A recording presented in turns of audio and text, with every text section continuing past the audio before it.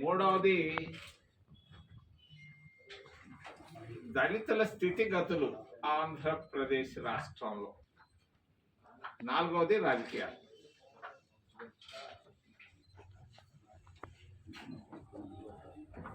అమరావతి మా మిత్రుడు అంటున్నాడట మొన్న ప్రపంచ సభల్లో, ఇది దేవతల రాజధాని అని. ప్రజల రాజధాని అంటే నేను సంతోషపడి ఉండేవాడిని. దేవతల రాజధాని ఏంది? దేవతలు నాకైతే ఇప్పుడు దాకా ఎక్కడా కనపడలేదు. గుంటూరు అంతా తిరుగుతున్నా, మరి నెలకు ఒకసారి వస్తా ఉన్నా, చూస్తా ఉన్నా. ఆ దిక్కు ఈ దిక్కు నాకు ఒక్క దేవత కూడా కనిపించలా. కనపడితే మాట్లాడదామని అనుకుంటున్నాను. అందరూ మనుషులు కనిపిస్తున్నారు, కష్టాలు కనిపిస్తున్నాయి తప్ప దేవతల రాజధాని అని పేరు పెట్టేదానికంటే ఇంకేదన్నా ఉంటే బాగుంటది. ఆయన పాపం ఏదో ఉద్రేకంగా మాట్లాడేస్తా ఉంటాడు అప్పుడప్పుడు. మా రాఘవులు గారు, కామ్రేడ్ రాఘవులు గారు చెప్పారు మొదట్లోనే, రాజధానికి 1000 ఎకరాలు చాలు అని. చెన్నైలో ఉంది రాజధాని, 1000 ఎకరాల కంటే మించలేదు. త్రివేంద్రంలో ఉంది రాజధాని, 1000 ఎకరాల కంటే మించలేదు. హైదరాబాద్ లో కూడా దాదాపు 1000 ఎకరాలు, ఎక్కువ ఏమి లేదు. మరి ఎందుకో మా మిత్రుడు దీన్ని 1,00,000 ఎకరాల భూములు ఎందుకు 35,000 అన్నారు. ఓకే, ఏదో లేదని అనుకున్నాం. మళ్ళీ దాన్ని పెంచుకుంటా పోతే 1,00,000 ఎకరాలు ఏమవుతుంది? నాకైతే నమ్మకం లేదు. 80% మంది అమరావతిని ఇంటర్నల్ గా యాక్సెప్ట్ చేయటం లేదు, బయటపడటం లేదు కొన్ని కారణాల వల్ల. నేను ఈ మధ్య అంతా రాయలసీమలో అడిగి తిరిగి కనుక్కున్నాను. కొన్ని జిల్లాలు, ఇతర జిల్లాల్లో కూడా యాక్సెప్టబిలిటీ చాలా ఇంపార్టెంట్. ఇటువంటి చేసే ముందు ఆయన అమిత్ షా దగ్గర అప్రూవల్ తేవాలంటాడు. మరి నిన్న చూశాను ఆ ఫోటోల్లో, నాకైతే బాధేసింది. ఈయన కాళ్ళ మీద కాలు వేసుకొని మాట్లాడాలా? ఈయన మామూలుగా నానేం కూర్చున్నాడు అమిత్ షా ముందు. ఆ అమిత్ షా కాలు మీద కాలు వేసి మాట్లాడుతున్నాడు అర్ధరాత్రి. నచ్చలా నాకు. చంద్రబాబు స్థాయి చంద్రబాబు తగ్గించుకుంటున్నాడు. ఆంధ్రుల ఆత్మగౌరవం దెబ్బతింటా ఉంది అక్కడ. జాగ్రత్త. వారానికి ఒకసారి పరిగిస్తున్నావు, వారానికి ఒకసారి మీ దగ్గరకు వాళ్ళు పరిగెత్తాలా? నువ్వు ఎందుకయ్యా వారానికి ఒకసారి అర్ధరాత్రి పోయి అమిత్ షాతో మాట్లాడి సైగ్గా ఏడుకొస్తావు? మళ్ళా ఏందో నాకైతే ఈ అమరావతి మరలా ఇది ఒక కర్నూలు లాగా తయారవుద్దని నాకు అనుమానం వస్తా ఉంది. యాక్సెప్టబిలిటీ చాలా ఇంపార్టెంట్. ఏదో వీళ్ళు ఫారిన్ కంపెనీలు వచ్చినాయంట, గుంటలు అవుతున్నారంట, ప్రోగ్రెస్ ఏదో చేస్తా ఉన్నారు, చూస్తా ఉన్నారు. కానీ అమరావతి పైన రైతులకు ఎక్కడ అన్యాయం జరుగుతుందో అనుమానం నాకుంది. రైతులు కూడా ఏమంత సంతోషంగా కనపడటం లేదు. మా నాయుడు గారు మాత్రం బాగా సంతోషంగా అటు ఇటు తిరుగుతున్నాడు. కానీ కొంచెం జాగ్రత్త పడితే మంచిదని చంద్రబాబు నాయుడుకి సున్నితంగా సలహా ఇస్తూ, రెండవది మహాత్మా గాంధీ ఉపాధి హామీ. చాలా మందికి తెలియదు ఈ ఉపాధి హామీ పథకం ఎక్కడ పుట్టింది అనేది. ఇది ఒక గొప్ప దేశభక్తుడు కామ్రేడ్ హరికిషన్ సింగ్ సుర్జిత్ మనసులో పుట్టింది ఇది. 8 తీన్మూర్తి లేన్, 8 తీన్మూర్తి లేన్ లో పుట్టింది ఇది. నేనున్నాను ఆ దగ్గర 2004లో.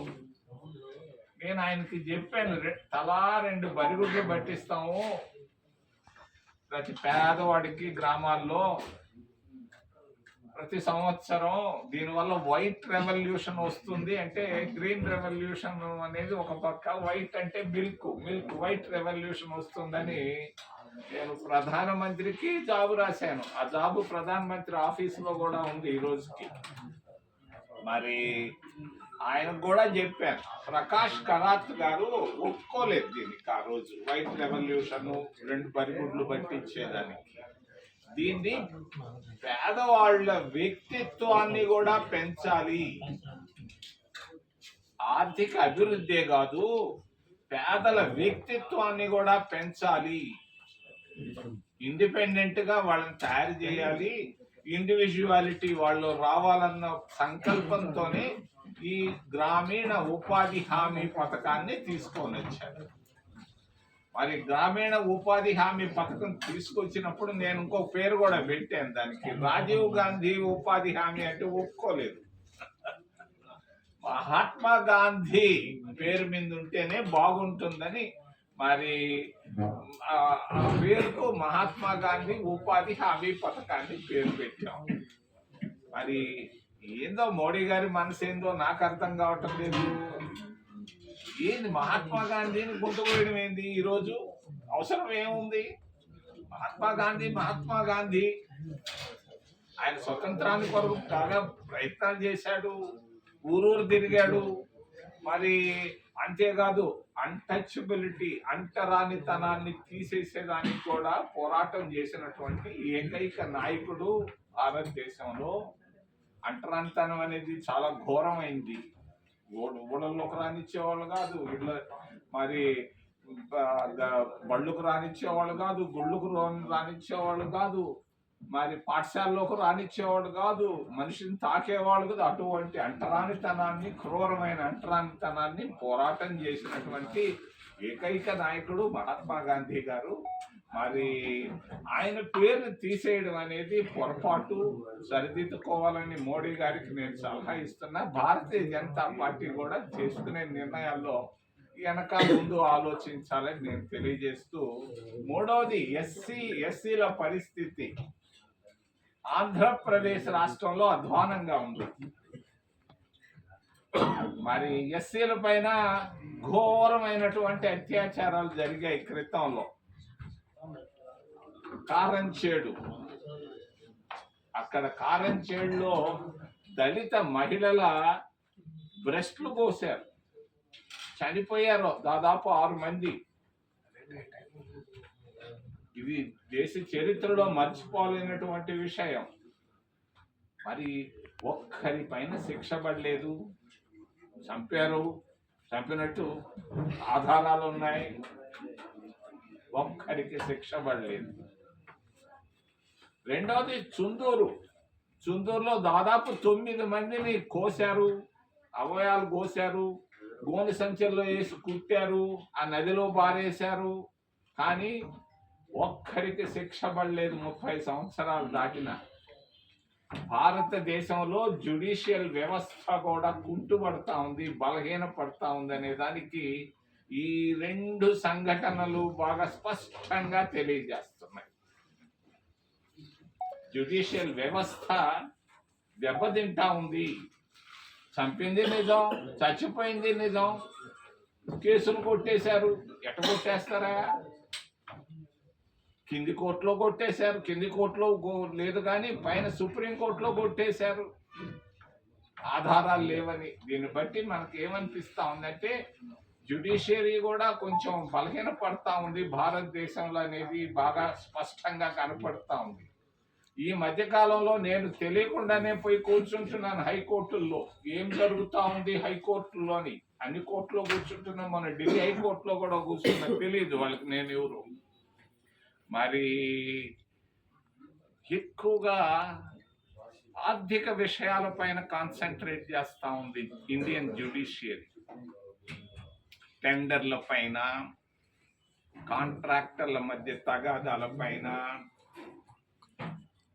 మరి ఇటువంటి వాటిపైన ఉంది. కానీ సామాజిక న్యాయం, సామాజిక స్పృహతో జడ్జీలు వెళ్లాల్సిన అవసరం ఉంది. సామాజిక స్పృహ తగ్గినందువల్లే ఈ చుండూరు కానీ కారంచేడులో కానీ శిక్షలు పడలేదు. కానీ ఈరోజు ఎస్సీల పరిస్థితి ఎలా ఉంది? దారుణంగా ఉంది ఆర్థికంగా. చదువుకుని నిన్న పోయి నేను ఎక్కడో కాళహస్తిలోనో ఎక్కడనో ఒక సచివాలయంకి వెళితే అక్కడ కూర్చోన్నారు మహిళలు. ఏం చదువుకున్నారంటే ఎంటెక్, అందరూ ఎంటెక్లే. ఏంది వాళ్ళు చేస్తుండేది? ఎంటెక్లు చదివి సచివాలయంలో కంప్యూటర్లో వాళ్ళు ఇచ్చే 20,000కు ఏదో కంప్యూటర్ కొడతా ఉన్నారు. ఎక్కువ మంది ఎస్సీల్లో ఉన్నారు, ఓబీసీల్లో ఉన్నారు. ఇది చాలా దారుణంగా ఉన్నాయి పరిస్థితులు. మరి నిరుద్యోగం అనేది కొట్టొచ్చినట్టు కనపడతా ఉంది. దీనిపైన ఆలోచన పెట్టాలి చంద్రబాబు నాయుడు. నిరుద్యోగులకు ఉద్యోగాలు ఇచ్చేదానికి ప్రయత్నాలు చేయాలి. మరి దరిద్రం అనేది బాగా కనిపిస్తా ఉంది గ్రామాల్లో. 4,000 రూపాయలు పెన్షన్ ఇచ్చేసి అయిపోయింది నా పని అనుకుంటే లాభం లేదు.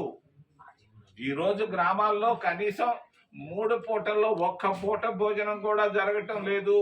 ఈ ఉపాధి హామీ పథకం అనేది బాగా బలహీనం అయిపోయినప్పటి నుంచి ఈరోజు గ్రామాల్లో 3 పూటల్లో 1 పూట కూడా భోజనం చేయటం లేదు.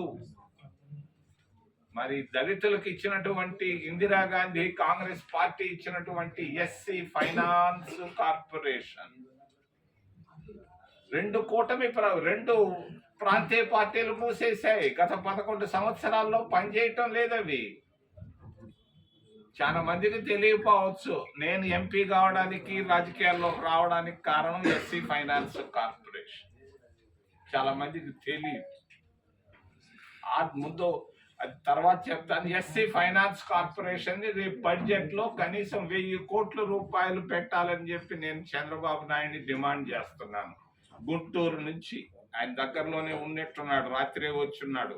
కనీసం 1000 కోట్ల రూపాయలు ఎస్సీ ఫైనాన్స్ కార్పొరేషన్ కి రాబోయే బడ్జెట్ లో పెట్టి తీరాలి. నీ కష్టాలు ఎన్నైనా ఉన్నాయి. నీ పింఛన్లో 4,000 చాలదు. అది కాదు పరిస్థితి. ఖచ్చితంగా 1000 కోట్లు ఇవ్వాలని తెలియజేస్తూ చివరిలో రాజకీయాలు. జగన్మోహన్ రెడ్డి, రాజశేఖర్ రెడ్డి, వైఎస్ఆర్ కుటుంబం దాదాపు 11 సంవత్సరాలు ముఖ్యమంత్రిగా ఉన్నారు రాయలసీమ జిల్లాల నుంచి. చంద్రబాబు నాయుడు 15 సంవత్సరాలు ముఖ్యమంత్రిగా ఉన్నాడు. మరి వీళ్ళ రాజకీయ పరిస్థితులు ఏంటి? ఈరోజు వైసీపీ కానీ టీడీపీ కానీ ఇక్కడ ఊరికే మాట్లాడుకుంటారే కానీ ఢిల్లీలో బీజేపీకి అనుకూలంగా ఉన్నారు. మోడీ కనుసన్నల్లో వాళ్ళు ఉన్నారు. మోడీ కన్ను కొడితే కింద కూర్చోమంటే కింద కూర్చుందని రెడీగా ఉన్నారు, లేమంటే లేసేదాన్ని రెడీగా ఉన్నారు. మరి వైసీపీ కానీ టీడీపీ కానీ ఎన్డీఏ ప్రభుత్వంలో ఉన్నాయి. మరి ఊరికే ఏదో ఆర్థిక ప్రయోజనాల కొరకు నువ్వు నేను అని తిట్టుకుంటున్నారే కానీ ఈ 3 in 1 అని చెప్పి నేను తెలియజేస్తూ, మరి ప్రాంతీయ పార్టీలు సంపూర్ణంగా విఫలమైనాయి. అటు వైసీపీ కానీ ఇటు టీడీపీ కానీ సంపూర్ణంగా విఫలమైనాయి. ప్రజల ప్రయోజనాలు కాపాడలేకపోతున్నాయని తెలియజేస్తూ ఏదైనా ప్రశ్నలు ఉంటే అడగమని మిమ్మల్ని చేతులెత్తి ప్రార్థిస్తున్నారు. అయ్యా 5 లక్ష ఎకరాలు అనవసరం. మా కామ్రేడ్ రాఘవులు గారు 1000 ఎకరాలు చాలు అన్నారు. త్రివేంద్రంలో 1000 ఎకరాల కంటే ఎక్కువ లేదు. మరి చెన్నైలో 1000 ఎకరాల కంటే ఎక్కువ లేదు. హైదరాబాద్ లో 1000 ఎకరాల కంటే ఎక్కువ లేదు. 7 లక్ష ఎకరాలు అంటున్నాడు. ఏందో నాకైతే అర్థం కావటం లేదు. అసలు మనుషులు ఉన్నారా ఎక్కేదానికి?